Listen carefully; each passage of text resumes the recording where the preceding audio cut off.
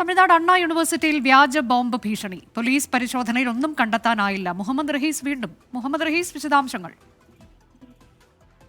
അനുജ, ഇന്ന് രാവിലെയോടുകൂടിയാണ് തമിഴ്നാട് അണ്ണാ സർവകലാശാലയിൽ ബോംബ് ഭീഷണി ഉണ്ടായത്. സമീപത്തെ പോലീസ് സ്റ്റേഷനിലേക്ക് അണ്ണാ സർവകലാശാലയിൽ ബോംബ് വെച്ചിട്ടുണ്ട് എന്നുള്ള തരത്തിലൊരു സന്ദേശം എത്തി.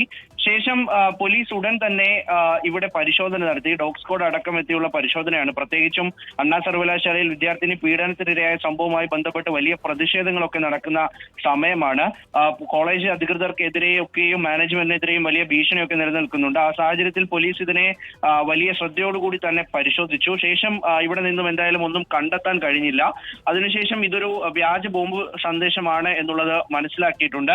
തമിഴ്നാട്ടിൽ കഴിഞ്ഞ കുറെ നാളുകളായി, പ്രത്യേകിച്ച് രാജ്യത്ത് നടത്തുന്നത് പോലെ തന്നെ ഇത്തരത്തിൽ വ്യാജ ബോംബ് സന്ദേശങ്ങൾ ഉണ്ടാകാറുണ്ട്. ഈ ഒരു സന്ദർഭത്തിൽ കൂടുതൽ സുരക്ഷാ ജാഗ്രതയൊക്കെ പുലർത്തണമെന്നാണ് ഇപ്പോൾ പോലീസ് അധികൃതർ പറയുന്നത്. അനുജ, തമിഴ്നാട് അണ്ണാ സർവകലാശാലയിലാണ് വ്യാജ ബോംബ് ഭീഷണി. പോലീസ് പരിശോധന നടത്തി, എന്നാൽ ഒന്നും കണ്ടെത്താൻ കഴിഞ്ഞില്ല.